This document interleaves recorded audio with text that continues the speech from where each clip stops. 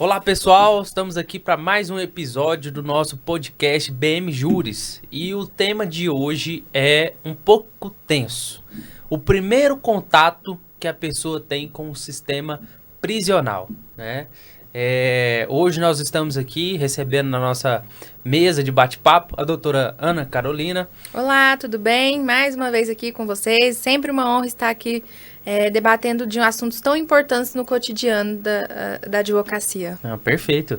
A doutora Vitória Batista. Um prazer estar aqui hoje novamente acompanhando esse bate-papo que eu tenho certeza que vai ser incrível e trazer muitas informações aqui para nós. E com esse tema riquíssimo, não podemos deixar de apresentar o nosso doutor Victor Diego, especialista em direito criminal, pós-graduado. O homem é uma máquina. Que isso, quase que o meu coração se salta do peito aqui.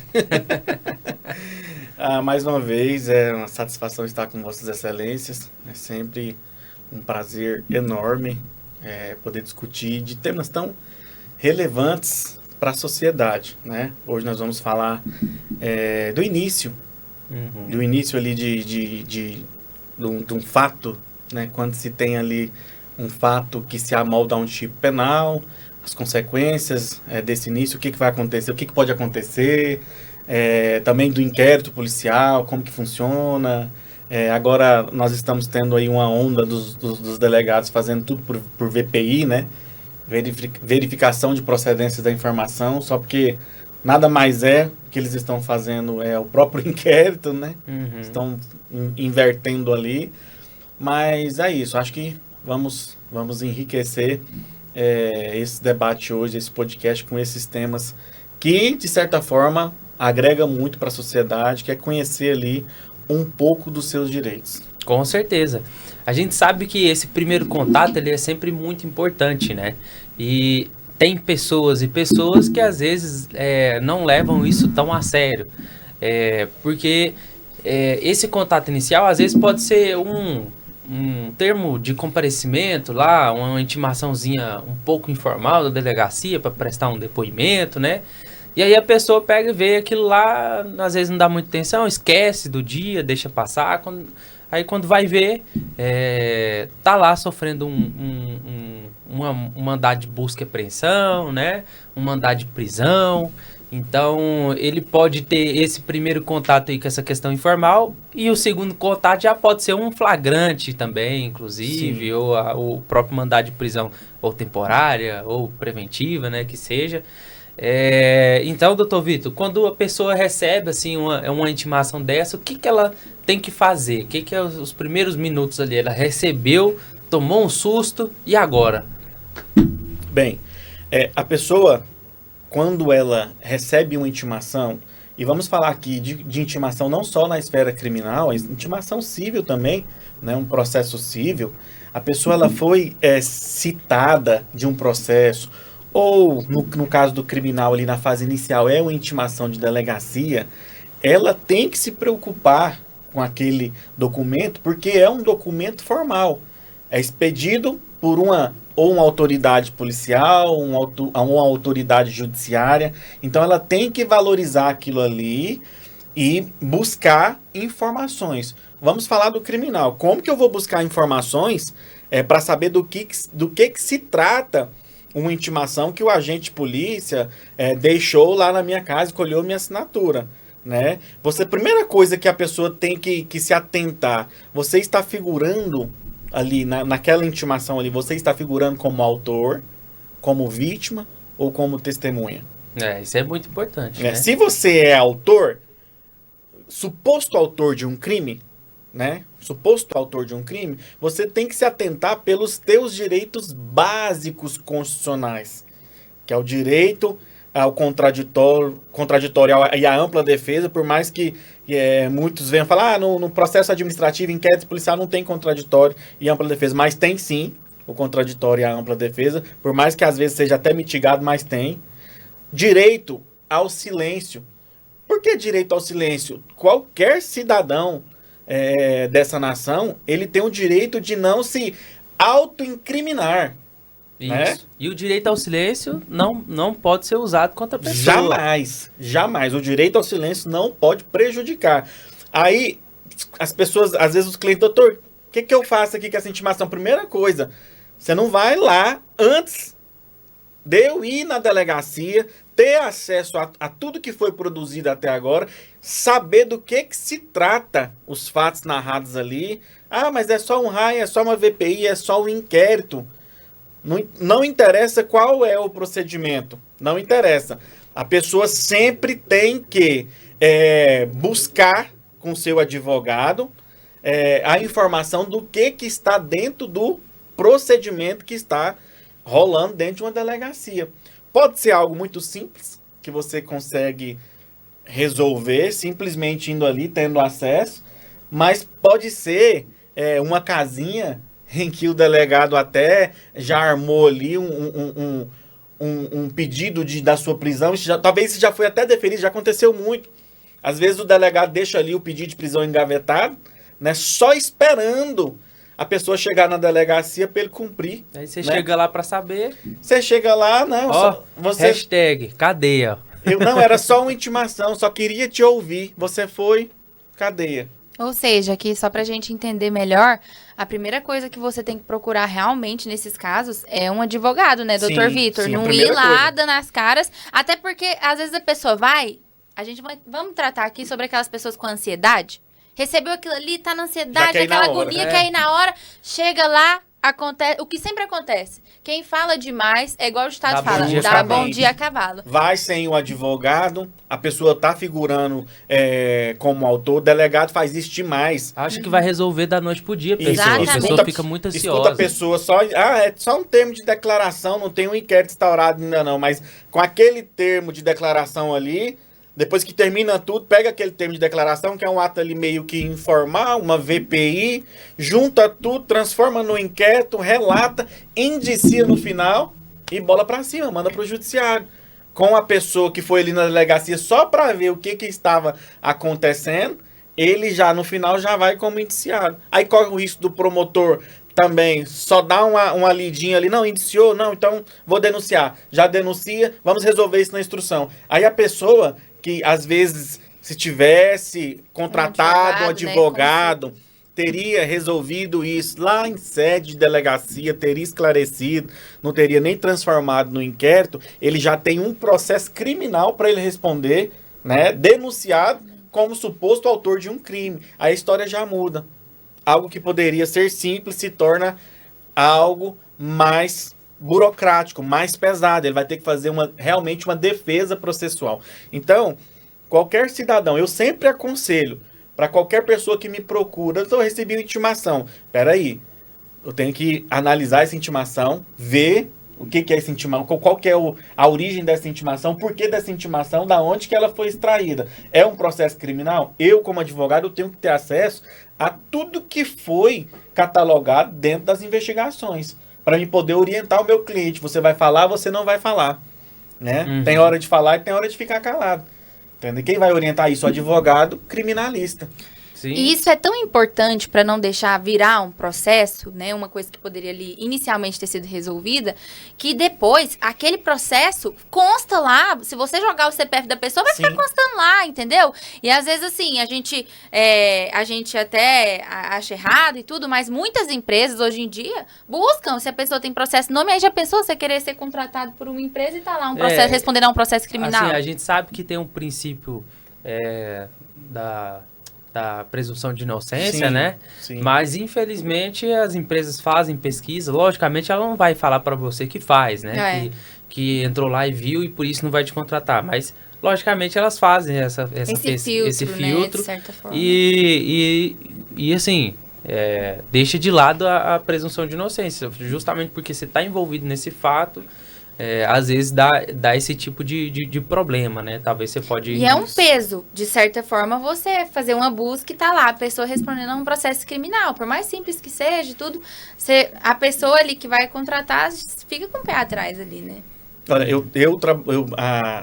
o meu período de faculdade, né? Quase todo o meu período de faculdade, eu entrei para dentro de uma delegacia como estagiário e depois peguei um cargo comissionário. Então, quase todo o meu período de faculdade foi dentro de uma delegacia. Né? Então, é muito nítido quando a pessoa chega numa delegacia com a intimaçãozinha na mão ali, sozinha, e quando ela chega com o advogado. A história é muito clara, ela muda muito rápido. A entendeu? forma de tratar. A né? forma do tratamento é totalmente diferente. Infelizmente, tem agente público que realmente não tem uma educação, não poderia nem estar ali, porque não sabe tratar o cidadão. Né? E já, porque o inquérito policial ou que seja uma VPI é um procedimento administrativo, né, que se a pessoa não está em flagrante, ele tem o direito de ser tratado com urbanidade ali, até porque ele é um suposto autor. Mas, quando a pessoa chega na delegacia, na mente daquelas pessoas que estão atendendo, ele já é um autor. Quantas vezes eu já estive ali dentro de delegacia, próximo de escrivães que estavam fazendo procedimentos, né, investigativos ali, e eu via que a pessoa que estava sendo ouvida como um autor absoluto do fato. Ali dentro da delegacia, aquela pessoa já estava condenada.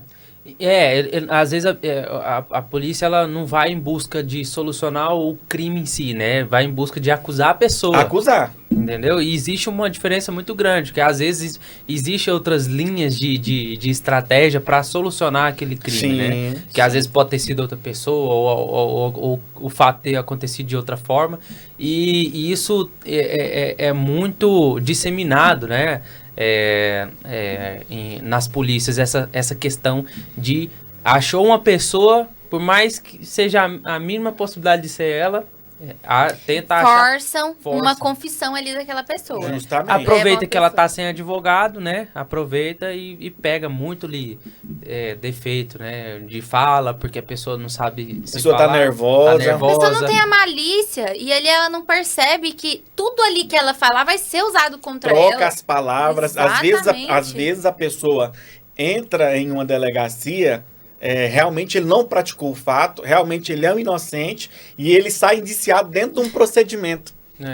Porque ele não tem a inteligência emocional, comportamental para saber lidar com as perguntas, lidar com a pressão. E a pessoa que está fazendo ali o interrogatório ou o termo de declaração, se ele tiver com a mente, se ele já estiver na mente dele que aquela pessoa ali é o autor, ele vai construir no termo aquela pessoa como autor, a fala dela como autor. Né? Até a gente, advogado, também lá no escritório, a gente tem muito isso, né? A vitória é mais ampla no direito criminal, então acaba que, às vezes, quando eu pego um criminal, eu começo a expor o meu ponto de vista sobre aquele caso. E, às vezes, não é legal, porque acaba que você não consegue defender o seu cliente da forma que ele precisa, e você acaba colocando o seu ponto de vista em cima dele. Às vezes, nem é isso que você pensa, né, doutora? Você falou aquela vez até... Não, uma coisa que eu sempre aprendi, assim, o criminal, a gente tem que fugir muito do senso comum, né, doutor Vitor? Sim. Senão a gente vai cair ali na grande massa.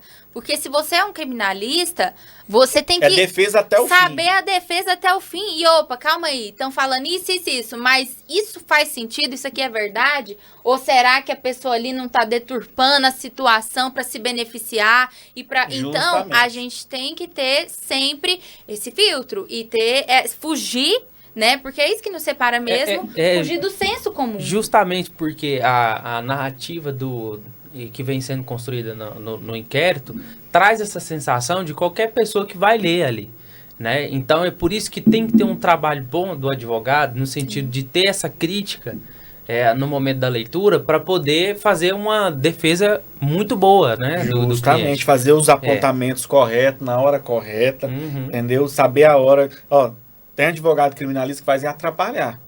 Eu nem digo que é advogado criminalista, é um aventureiro, né, que faz atrapalhar o cliente. Você tem que saber, igual hoje mesmo. Hoje eu estava numa audiência de custódia, aqui no Fórum Civil, e quando eu entrei para fazer a audiência, eu me deparo com um juiz. Eu até já conheci ele de processo, o nome dele era comum para mim dentro dos processos, mas eu nunca tinha feito audiência com ele presencial. Eu até achava que era uma pessoa mais nova, assim, de uns 40, 50 anos. E quando eu chego, O juiz é um homem mais forte, mais robusto, mas parece um alemãozão, aqueles alemão, sabe? O bigode dele vinha daqui aqui, ó.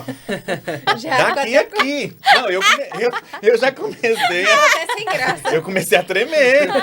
Eu falei, puta que pariu, meu Deus do céu. Aí, começa a audiência, né? E eu precisava esclarecer 2 pontos.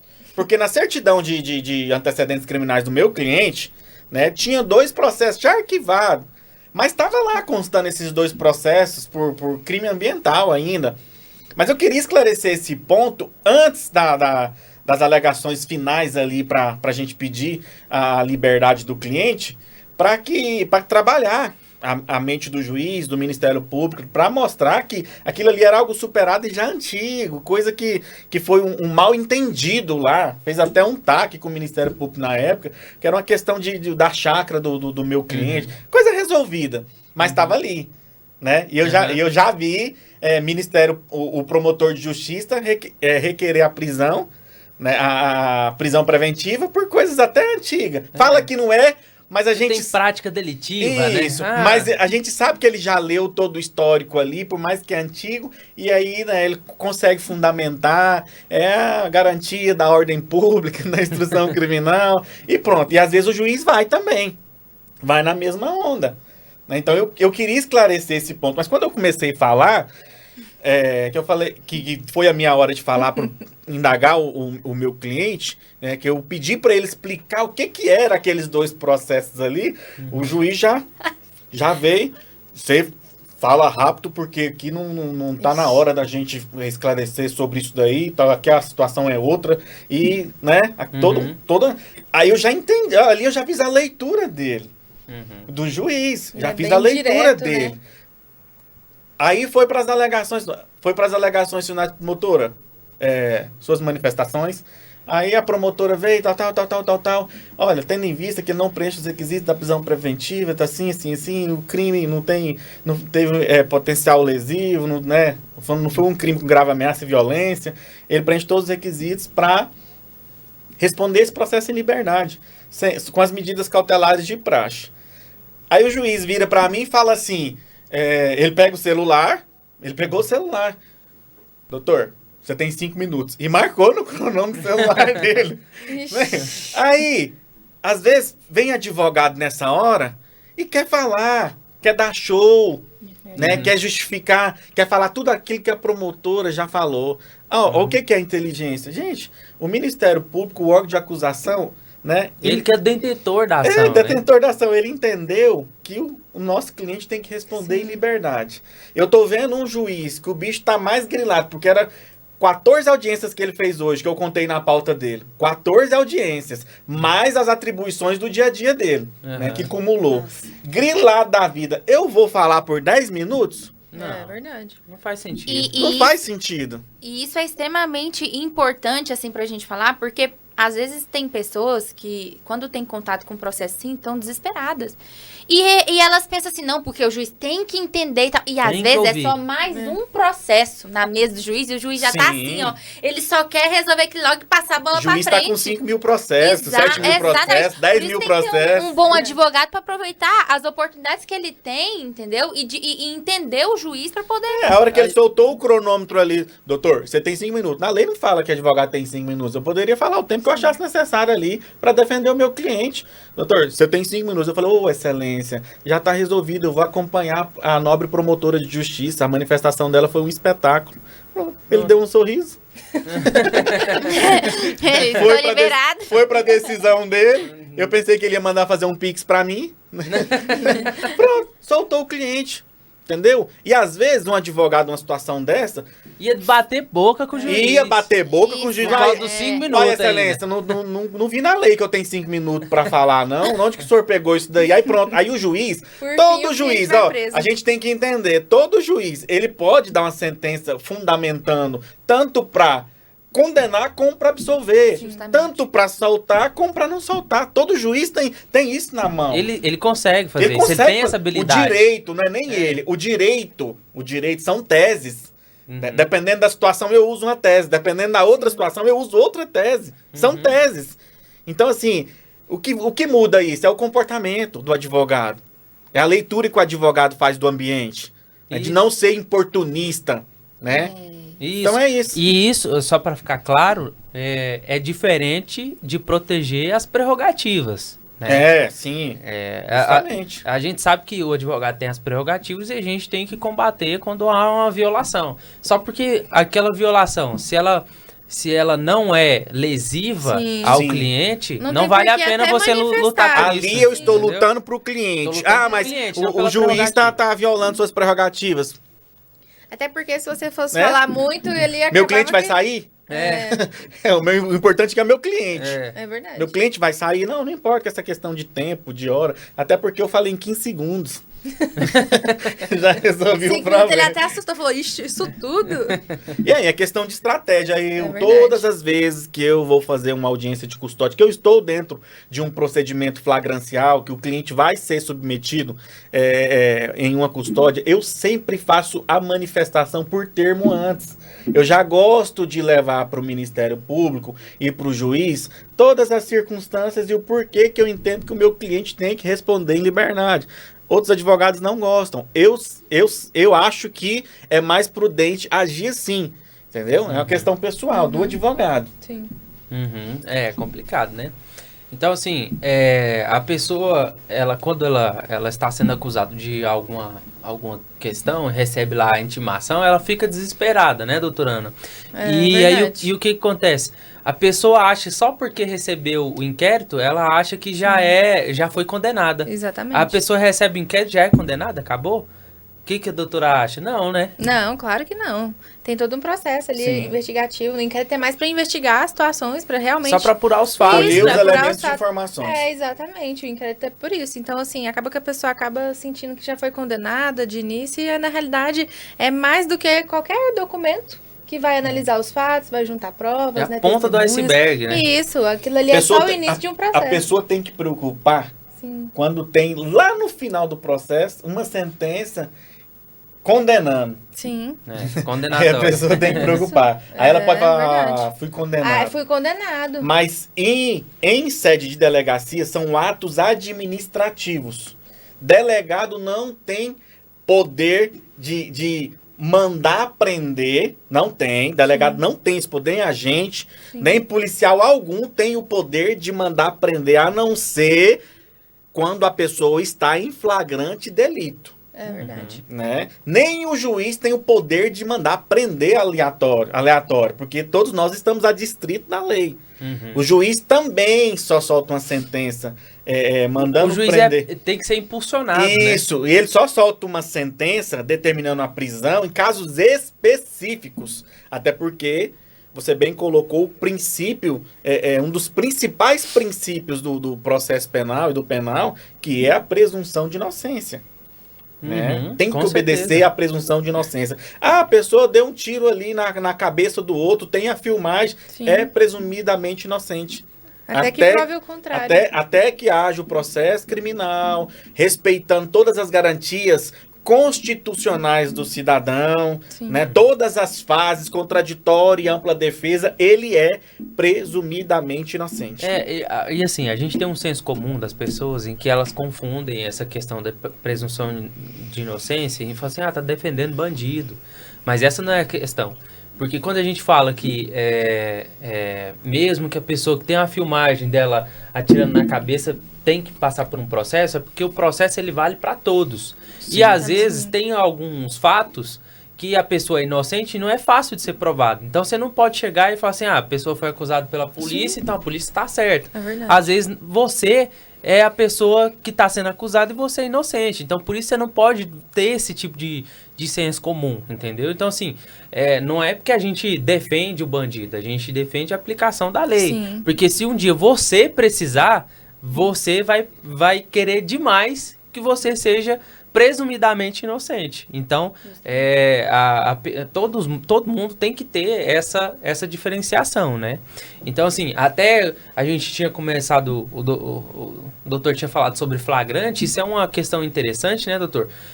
Quando acontece um flagrante, o que a pessoa tem que fazer lá de imediato? O que geralmente é feito, né? Além de ligar para o advogado, né? Aí, o que o advogado tem que fazer ali? A primeira coisa, você já falou, advogado. Não precisa ligar para sua mãe, nem para sua esposa. Você tem que ter em mente um número do seu advogado, ou o nome dele, o endereço dele, já falar para a autoridade policial. Eu só vou me manifestar com o meu advogado aqui. Quem que é o seu advogado? Fulano de tal.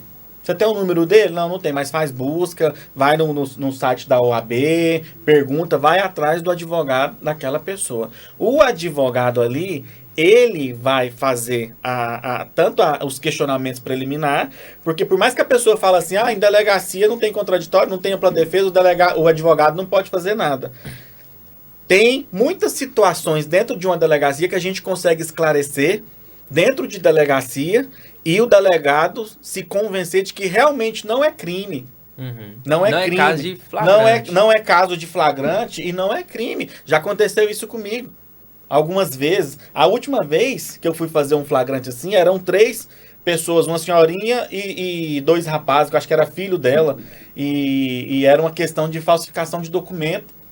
Né? E a PM prenderam eles com esses documentos. E o delegado já tinha determinado o flagrante dos 3. Lá na central de flagrante de Trindade. Já tinha determinado. Já estavam iniciando ali os procedimentos. Eles já estavam na carceragem. Né? E aí eu fui fazer uma leitura ali inicial, percebi que os documentos dos 2 não eram falsos. Eram os documentos deles mesmos. E tinham outras comprovações ali de forma visual que demonstrava que os documentos não eram falsos, eram os nomes deles mesmos. E consegui mostrar isso para o delegado. O delegado entendeu, realmente, doutor, os 2 aqui não...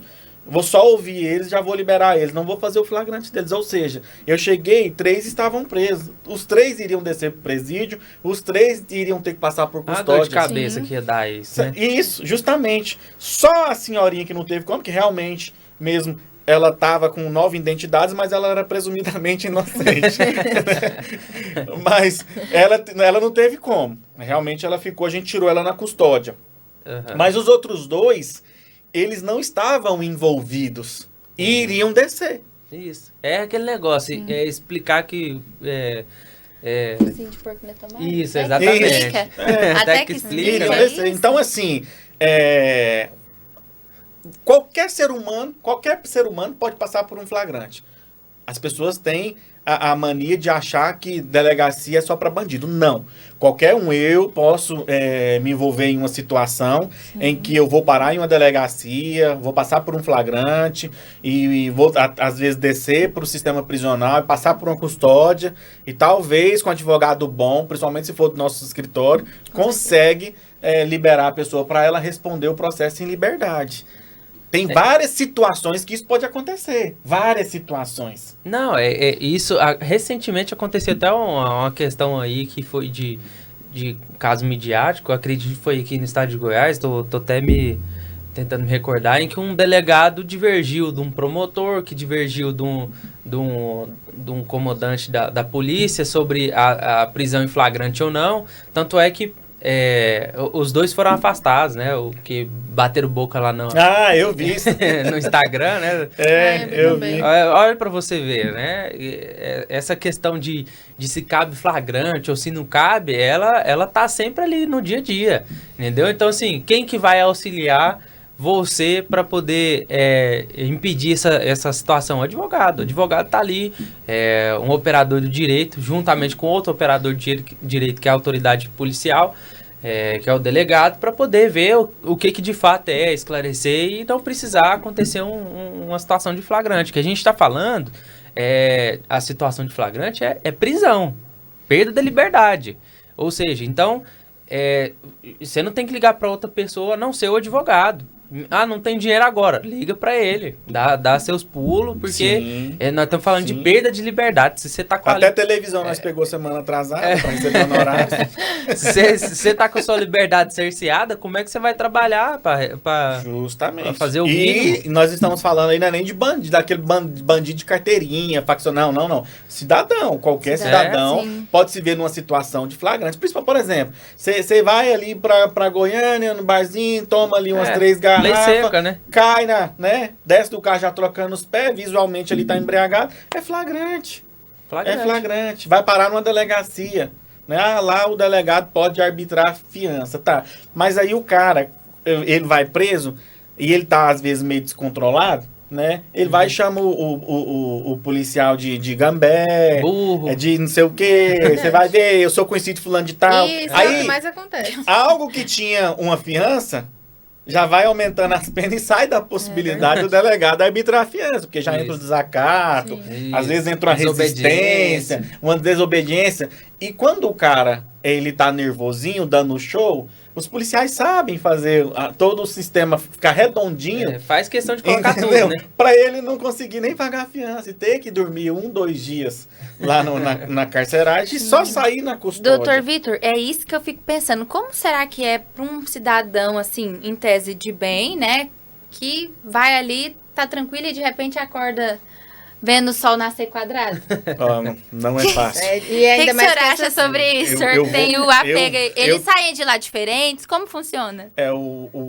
O mental dele já era, né? A bala destrói tudo o homem. O arrogante, ele Imagina. pode até entrar em uma cela arrogante, mas quando tranca, que ele Quando escuta sai. o cadeado fazendo o trinque ali, Clec. aí ele muda totalmente. Porque, gente, por todo esse tempo meu de delegacia, de acompanhar em presídio ali, cela, é algo que eu acho que até espiritual. A pessoa entra ali toda cheirosinha, mas ela vira uma caatinga dentro de uma cela, entendeu? É a coisa mais horrível do mundo. E é mesmo. Entendeu? É a coisa mais horrível do mundo. Eu já acompanhei procedimentos de amigos, né? A pessoa dentro da cela lá, conhecido. E sabe, eu pensava assim, gente, você não é assim, eu te conheço. Mas a pessoa, em uma cela, a pessoa fede. Tem até um delegado de TikTok aí que chama de cheirosinha, né? Foi até transferido para Aparecido, o cheiro da cheirosinha. É complicado, Mas, né? mas realmente, cela não é pro ser humano. Não é. Mas qualquer um pode se ver numa situação em ter que ficar lá 1, 2, 3 dias. E dependendo da situação, às vezes até anos, né? As pessoas se perdem. Não, e ela fica com fica qualquer lá pessoa, com outras né? pessoas, né? Com outras Qualquer pessoa. pessoas. E não Essa- só isso, e assim, Fica eu do vou bandido além. mesmo. Uma coisa é você estar na correria do seu dia a dia, mas você tem um celular que te distrai, você tem ali as coisas que estão acontecendo de trabalho e tudo. Imagina como é você ficar num local que você não tem seu celular, você não tem contato com as pessoas que você ama e você tá ali o tempo todo com medo do que pode te acontecer. Essa insegurança, essa sensação de impotência que você Sim. Principalmente hoje, na era do imediatismo, né? Que a gente tem um smartphone, tá tudo na palma da mão, e você fica sempre intertido e tal, aquele negócio. Quando você se depara, você tá vendo o tempo passar agora. Agora Sua você... parede. Agora concreto. você tá vendo o tempo passar. Porque quando você tá com o smartphone, você não vê. Passa É. muito rápido. A vida é muito rápida. Hoje é segunda, amanhã já é domingo. Entendeu? Então, muito rápido. Lá na cela não, meu amigo. Lá na cela é assim, ó. Não. Tic, tac. É. O nosso, Tá. o nosso cliente da custódia hoje, ele só ficou de ontem para hoje. Eu não- Quando eu falei para ele assim, ó, acabou aqui, eu consegui, você vai sair. Ele fez uma reza ou uma oração tão forte que eu acho que o prédio lá me deu uma tremida. Ele entrou numa comunhão tão louca ali, fez um agradecimento ali tão forte de não... porque o medo dele... Olha só, a pauta era com 14. Se eu não estiver enganado, 12 teve a prisão preventiva decretada. Convertida, né? Convertido. Só 2 saiu. Que foi o meu cliente, o nosso cliente e um outro rapaz lá. Só 2. Só esses 2. Então, assim, o medo dele era isso. Né? Prisão, converter em prisão preventiva. Porque O pânico já tinha tomado converte conta prisão preventiva, se converte, no mínimo ali, por mais que a gente trabalhe, dedique toda a energia, o escritório inteiro para tirar ele, é ali 3, 4, 5 semanas. Entendeu? Até que consegue, tem que fazer pedido para a juíza, depois isso, ter que subir para o tribunal, HC, subir para o STJ, né? O HC no STJ hoje é 6 meses para ser julgado. Sim. Então, assim, essa sensação de impotência, por isso que eu falo, você, cidadão, tenha em mente o contato do seu advogado. Sim. Porque às vezes lá na fase inicial ele já consegue resolver muitas coisas. Doutor Vitor, falando dessa era midiática aí que o doutor Darney havia falado, questão de telefone, ali de você ficar sem seu aparelho, alguma coisa nesse sentido, muitos filmes, séries retratam os lugares bem fantasiosos, com alguns lugares com televisões, essas questões nesse sentido. Na realidade, por exemplo, acredito que o caso do Ítalo Santos ele esteja acompanhando os noticiários com a televisão. Como que funciona essa questão de televisão em cela, sobre essas, sabe, essas coisas mais digitais? Como que para eles tem, algumas pessoas têm, outras não? Muitas pessoas têm dúvida referente a isso. Eu vou te falar do presídio de Trindade. Uhum. Com essa nova gestão da era desse governador que está em atividade, tudo que tinha de aparelho dentro das celas foram retirados. Antes tinha. Antes tinha. Entendi. Né? Hoje o presídio eles falam que é disciplina.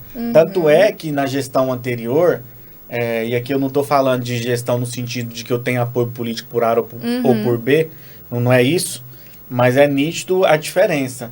Né? Hoje o condenado, ele realmente consegue, se ele quiser, ter uma ressocialização para voltar para a sociedade.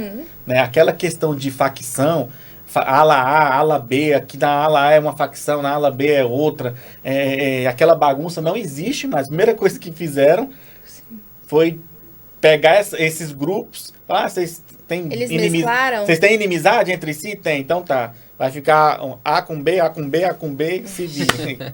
Colocou tudo junto lá. Quer se matar? Se mata. Vamos ver quem vai. Aí eles mesmos, não, vamos deixar isso pra lá, vamos deixar a nossa guerra por enquanto, depois a gente resolve isso lá fora. Isso é até interessante de acontecer, porque se você for parar pra analisar, isso tira aquela sensação de, tipo assim, de gangues rivais. Esse era o problema. Tira aquela soberba, né, assim, de certa forma e tudo. E acaba que, de fato, aí você falou, aí no fim chega lá e cada um quer se resolver e ficar de boa. Assim, eu tô falando do presídio de Logicamente Trindade. não é mil maravilhas. Com certeza. O presídio sempre Não é igual presídio, é prisão. Sim, é prisão, sim. né? Então, assim, é uma cela com 20 pessoas. Não, né? E tem as 20 pessoas? Tem cela que tem 20 pessoas. Não, se brincar cabe até mais. Ah, entendeu? eu acho que aqui a apertar um Aparecida de pouquinho. Goiânia cabe. Mas, assim, falando de Trindade, que é onde eu tenho uma atuação maior, o presídio em si, hoje, não deixa de ser prisão, Sim. mas é um presídio reformado, Bem organizado. é bem organizado. Não tem essa questão de TV, celular, não tem. Inclusive, até o advogado mesmo não entra com o celular. Eu mesmo já fui acompanhar pelas prerrogativas, porque lá no presídio tem uma sala da OAB e o advogado não leu os avisos, 2 advogados entrou com o celular para a sala da OAB. E mesmo assim, a Polícia Penal pegou os advogados. Não, nós temos que ir para a delegacia para ver o que o delegado vai entender disso aqui. Né? Olha. Entendeu? Loucura, Aí eu né? fui lá e conversei, doutor, não tem como, né, doutor? A sala não tem situação passagem chata. de um lado pro outro. É tudo Verdade. blindex. Aí consegui arredondar lá, o delegado entendeu que não tinha nada o que se fazer. Né? Questão criminal. Mas assim... Assim, sim, só fazendo um adendo, mas para quem não sabe, o Dr. Victor Diego é presidente da Comissão de Prerrogativos da subseção de Trindade de Sim. Goiás, né? Então, Sim, justamente. por isso que ele é sempre acionado quando tem alguma violação de prerrogativa, porque ele é o manda-chuva ali. Verdade. Mas é o que vai pra apanhar junto. Vai prender o advogado? Vou, então eu vou junto também. Vai ter que prender eu também. Tem que passar por cima de mim. Tô brincando, viu, delegado? Não, tô brincando. É brincadeirinha. É brincadeira. Mas é isso aí. Num aspecto geral, no estado de Goiás, os presídios hoje têm uma certa disciplina, uma regra, que é bom. É bom tanto para o advogado, porque o advogado antigamente, há uns 10, 15 anos atrás, ele também não tinha paz. Porque os caras lá de dentro eram ligando 24 horas, 24 Sim. horas, 24 horas. Então, assim, isso não é o correto. Né? A lei não prevê isso. A pessoa ela tem que se ressocializar, ela tem que pagar pela sua pena de forma digna, de forma justa. Então aqui no estado de Goiás a gente consegue enxergar isso nos presídios, mas não é a realidade. Sim. Quando você desce para o Maranhão, De todos os estados. você desce né? para o Pará, você desce para o Nordeste aí, a história é bem diferente. Aham. Né? Tem relatos até de canibalismo ali, naqueles presídios ali para baixo. Não, Então, é assim, loucura, é né? uma situação bem diferente. Né, Ceará, principalmente, Ceará Sim. aí é terrível, né? Mas assim, doutor Vitor, a gente sabe que as pessoas têm muito senso comum em relação a todo o direito penal, né? E, obviamente, nós todos aqui sabemos o que é uma audiência de custódia. Mas o cidadão comum não sabe o que é uma audiência de custódia. A audiência de custódia ela foi feita para quê? O que é falado lá? É atacado o mérito, se a pessoa fez ou não fez o crime? O que acontece ali na audiência de custódia para a pessoa saber?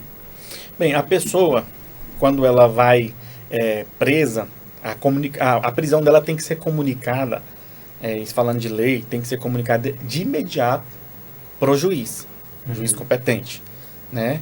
E depois essa pessoa ela tem que ser levada na presença desse juiz num prazo de 24 horas. Que a gente chama de audiência de custódia. O que se analisa nessa audiência de custódia? Os critérios e os requisitos e o que aconteceu na prisão. A prisão em si. Exemplo, o policial te agrediu, né? A autoridade policial te permitiu contato com a sua família, a autoridade policial garantiu que você teve acesso ao advogado que você queria, que você pediu. Então vai analisar os requisitos da prisão em si. Agressão, violência, essas questões. Aqui na audiência de custódia, nós não entramos em mérito do crime, se foi praticado o crime ou se não foi praticado o crime. Isso aí é processo. A audiência de custódia ainda não é processo. Nós estamos falando ainda de um procedimento flagrancial. Ainda está dentro do flagrante ainda. Lavrou o flagrante. Por quê? Por que ainda está dentro do flagrante? O juiz, na audiência de custódia, ele vai homologar esse flagrante ou ele não vai homologar, que a gente chama de relaxar o flagrante. O flagrante não obedeceu os requisitos da legalidade. Por quê? Porque colocaram um saco na cabeça dele, fizeram ele confessar, meteram água, deram as bordoadas, bateram nele, agrediram, teve violência e por isso maculou o flagrante, toda a legalidade ali foi maculada. Então esse flagrante ele precisa ser relaxado, entendeu? Aí o delegado, o juiz vai falar, eu vou homologar porque preenche todos os requisitos, tá tudo formal, tá tudo belezinha. Não, eu não vou homologar porque não preencheu os requisitos legais. Aí, quando ele homologa o flagrante e decide sobre a conversão da prisão preventiva ou não, aí ele terminou essa audiência de custódia e vai mandar para o juiz, né? Que é o juiz competente para julgar, para fazer o processo posteriormente. Então, a audiência de custódia, o que a pessoa tem que entender de forma bem simples? Ali é a oportunidade dele falar se ele sofreu alguma violência, alguma agressão, e o juiz vai mandar, se ele falar que sofreu, vai mandar gerar os procedimentos contra o delegado, contra os policiais militares, contra os agentes, né?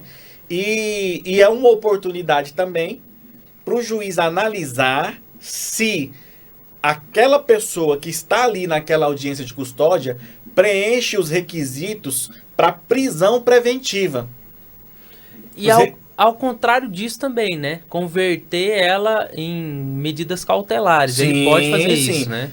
A regra é a liberdade. Enquanto não há uma sentença penal condenatória, o nosso ordenamento jurídico, a nossa Constituição, prega a liberdade. Sempre a liberdade. A exceção é a prisão. E a prisão preventiva tem os requisitos claros, né? A pessoa ela tem que demonstrar ali que ela é um perigo para a sociedade, que ela é um perigo para o processo, que ela vai atrapalhar o processo, ou que ela é um perigo para a ordem econômica. Às vezes é uma pessoa que não tem um endereço fixo, é uma pessoa que tem um histórico de antecedentes criminais, está respondendo a vários outros processos, a vários outros fatos. Então é um risco para a sociedade, entendeu? Então, preencher os requisitos da prisão preventiva, o juiz vai converter ali aquela medida, aquela audiência de custódia, aquele flagrante, decretando a prisão preventiva. Lembrando que a regra é sempre a liberdade. É aí onde que está o papel do advogado. Demonstrar pro juiz que o cliente dele não preenche os requisitos da prisão preventiva. O papel do advogado em audiência de custódia é buscar a liberdade. Como? Demonstrando que o seu cliente não preenche os requisitos da prisão preventiva. Só isso. Perfeito. E geralmente tem as medidas cautelares, né? Sim. Tudo isso vai depender do crime que a pessoa comete. Justamente. Quais são geralmente as medidas cautelares mais definidas? Mais comum é assinar. Assinar lá no assinar fórum. no fórum. Né? A pessoa não pode se ausentar da comarca. Estipula ali os dias, por mais de 5 dias, né? Sem autorização do juízo. A pessoa ela tem que assinar todos os meses, justificar que está trabalhando, que não mudou, que permanece no mesmo endereço, né? E quando é situação, principalmente quando envolve Maria da Penha. Envolveu Maria da Penha, normalmente a cautelar sempre vem com a tornozeleira e, se a vítima assim quiser, o botão do pânico. E a questão da distância, né? Sim, questão da distância, 1.000 metros, 500 metros... 300 metros. É um pouco complicado essa questão de medidas, né? Porque falando, né, de modo geral, a própria mulher, quando faz isso, ela acaba voltando atrás, acaba tirando, ou então manda mensagem pro cara que ela não pode estar nem entrando. O cara tem que correr. Se o cara tiver com a tornozeleira e a mulher tiver com o botão Nossa. de pânico e a mulher tiver vindo pro lado dele, assim, se você avistar ela lá 1.000 metros vindo pro seu lado, você tem que correr. Quando ela não quer mandar mensagem perguntar uma coisa nada a ver, aí ele responde e ele tá sendo prejudicado. Vai dar o descumprimento das medidas Sim. protetivas. As medidas protetivas Quem não de conhece urgências, é bem arriscado. não se confunde com as medidas cautelares, né? As cautelares, se eu estiver enganado, 312 do Código de Processo Penal, né? Que é comparecimento em juízo, justificar ali Não o se ausentar da trabalho, não se comarca. ausentar da comarca. São essas questões. E também tem a medida cautelar de fiança. Né? Tem as cautelares que geralmente ela vai conforme a prática que foi delituosa ali. Por exemplo, se foi na lei seca, né?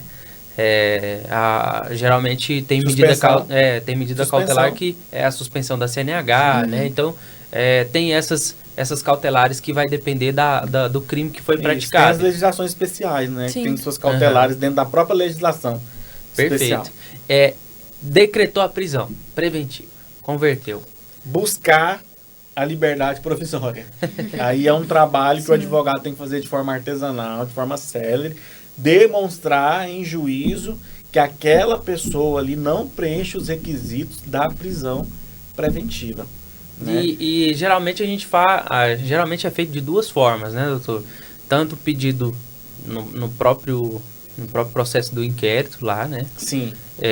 Você faz por apenso, né? Faz. Tem uns juízes que você faz ali no processo, ele aceita, tem outros que já falam, não, tem que fazer por apenso. Vai de comarca para comarca, vai né? do juiz ali, de né? vara para vara. Tem uns que falam, vai fazer bagunça no processo aqui, não, faz por apenso. E tem o habeas corpus, né? O habeas corpus é um remédio constitucional Sim. que serve a qualquer momento, a qualquer hora, a qualquer época, entendeu? Em qualquer grau de jurisdição. Tem supressão de instância. Não, às vezes o ministro lá até fala, deveria ter ido para as vias primórdias ali, né? Não, tá cheio de habeas corpus aqui, mas mal sabe ele que tá... Mas analisando o fato, aqui, as circunstâncias, eu entendo que merece ser acolhido aqui, porque determina a soltura de ofício, então já tem isso também. Né? Tem muito ministro, né, e desembargadores que falam assim, nossa, mas tem embargo, habeas corpus demais, né? Mas tem por quê, né? Porque tem uma ilegalidade acontecendo ali. O advogado, ele faz o trabalho dele porque ele viu ali aquela ilegalidade e a gente está falando de um cerceamento da liberdade, né? É um dos bens valiosíssimos para a pessoa, entendeu? Sim. A gente tem o bem o bem tutelado, que é a vida, né, que é importantíssimo, mas a liberdade, ela é extremamente relevante. Você não pode tratar assim, tem muitos como números, Sim. né? Até porque a muitos habeas prisão, corpus. a pessoa, ela deixa de ter vida, né? Ela É aquilo deixa que a de gente ter até vida. comentou sobre o trauma que ela fica ali. Às vezes é algo que dá pra... Tipo assim, fica parecendo que é só mais um processo e aquilo ali é sobre a vida da pessoa e sobre o estado psíquico que ela vai ficar naquele momento ali, passando por toda essa situação ali, né? Que é bem desgastante, eu acredito. Mas não quero saber na prática. Na prática, né? Na prática, só teorias. E principalmente quando tem a questão de inocente mesmo, a pessoa é inocente e tem essa prisão, depois a pessoa ela consegue entrar com ação contra o Estado, consegue mesmo receber isso daí, doutor? Não. Porque o Estado, ele tá ali, de certa forma, buscando uma paz no meio da sociedade, né?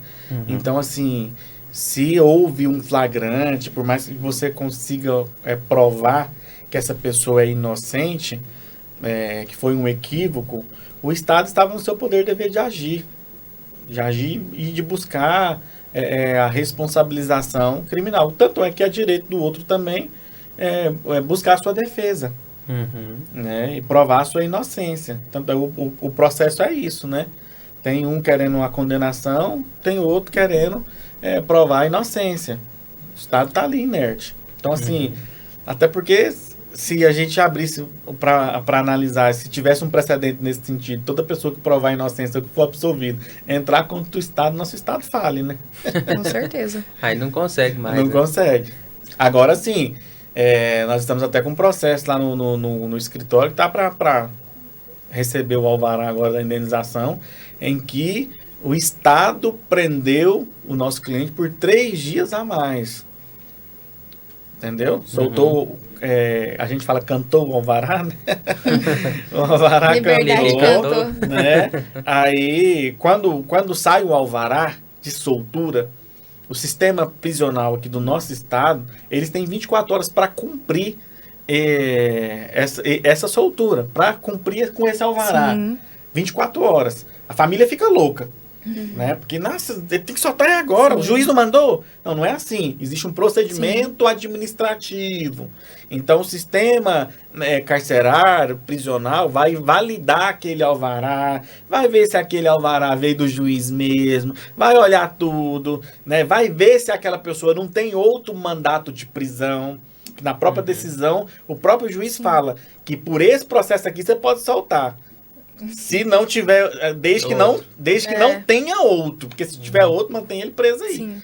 Então, o agente lá, o polícia penal, ele tem que avaliar todas essas circunstâncias para colocar uma pessoa em liberdade. Então, é 24 horas para cumprir com esse alvará. Uhum. E aí, passou disso, já tem o risco de... Passou desse tempo aí, já entra no excesso, né? Já se torna uma prisão ilegal, entendeu? No nosso caso lá, o nosso cliente ficou 3 dias preso. Teve um outro cliente nosso que ele foi preso por PA, né? Quem não sabe, PA é prisão alimentícia. Famosa PA. Prisão alimentícia. É verdade. Ele foi preso, resolveu o problema, os seus atrasos ali, resolveu aquele processo, soltaram ele.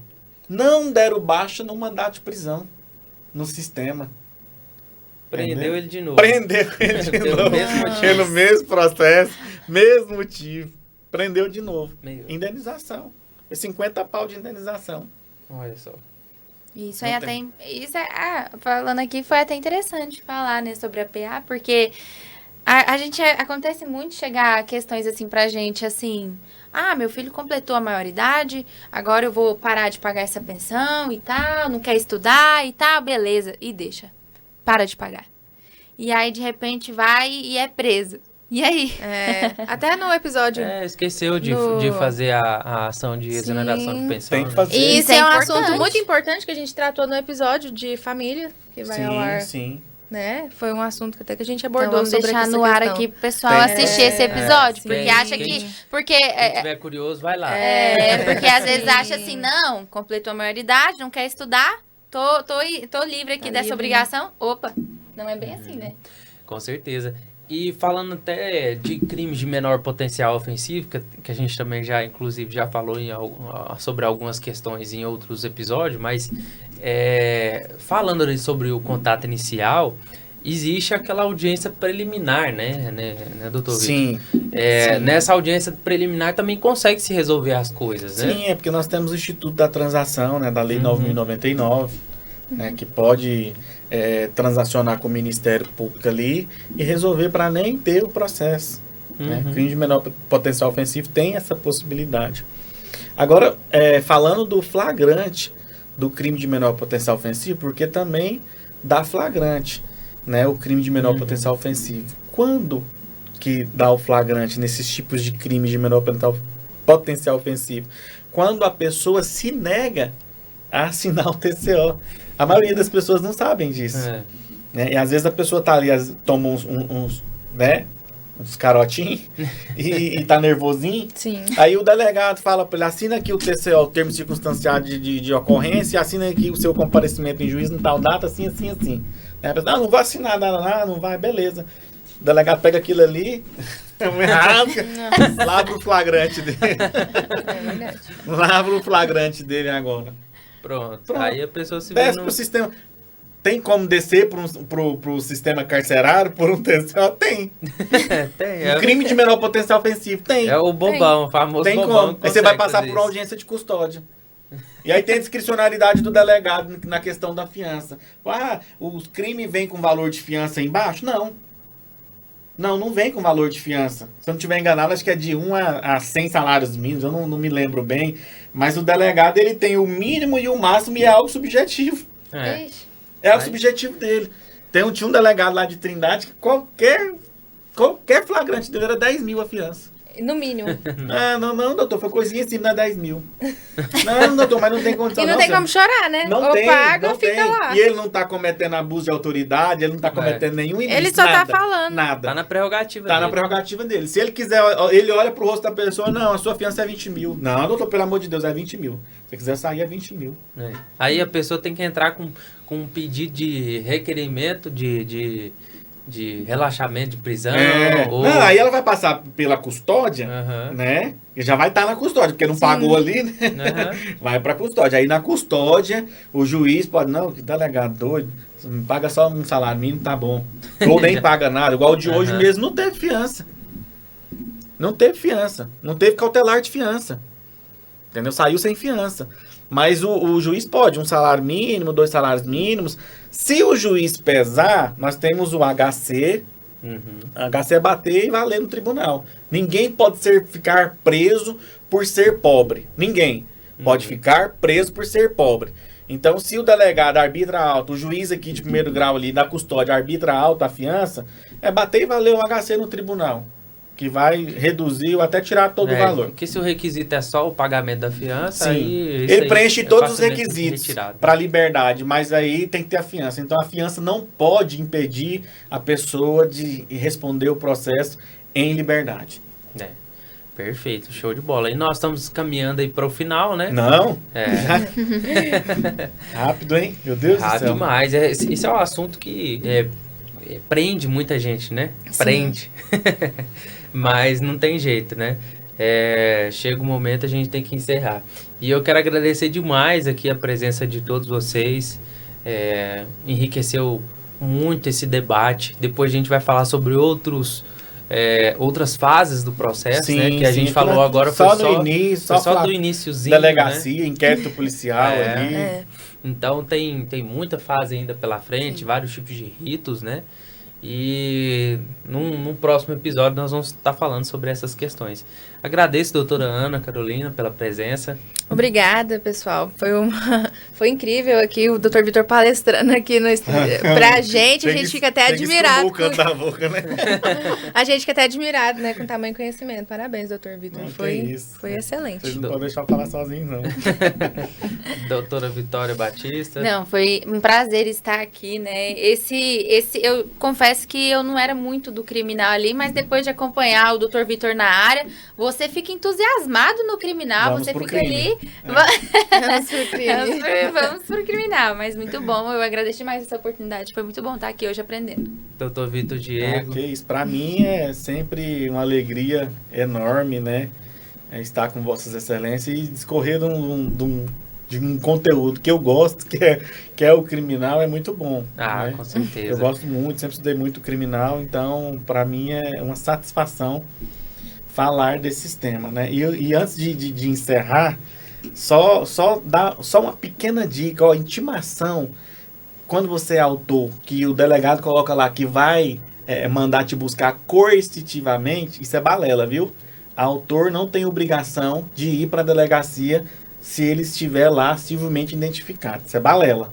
Então, só para deixar essa informação. Já fica a dica aí, pessoal.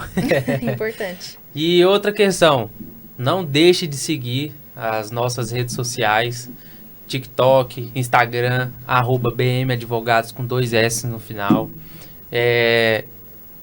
Inscreva no nosso canal, ative o sininho, tá? No YouTube, para você ver todos os outros episódios, ver os episódios que são lançados semanalmente, para você não perder nenhum tipo de conteúdo, porque sempre a gente disponibiliza dicas importantes, igual essa aí que o Dr. Victor passou para você, que às vezes valeria muito, né? Pagando um advogado, com certeza. Sim. Então, não deixe de nos seguir, pessoal. Muito obrigado e até a próxima.